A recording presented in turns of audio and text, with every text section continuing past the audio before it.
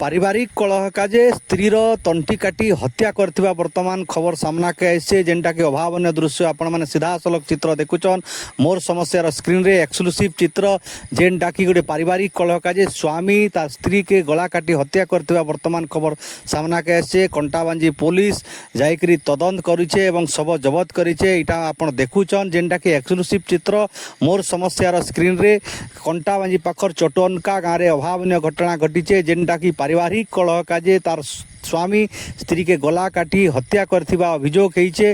आपण माने देखि पारुचन घटनास्थल कंटाबांजी पुलिस जाकरी तदंत करिछे एवं स्वामी को अटक करथिबा वर्तमान खबर सामना को आसे आपण माने सीधा सलख चित्र देखुचन जेनटा की अभावनीय घटना जेनटा स्वामी स्त्री रो पारिवारिक कलह तांको स्वामी स्त्री रो कलह उपरे घटना हितिबा वर्तमान सामना के आसे स्वामी स्त्री के गला काटी हत्या कर देथिबा वर्तमान खबर सामना के आसे जेनटा की बहुत समय पड़ीथिला एवं रक्त जुड़ुबुड़ु अवस्था रे तांकर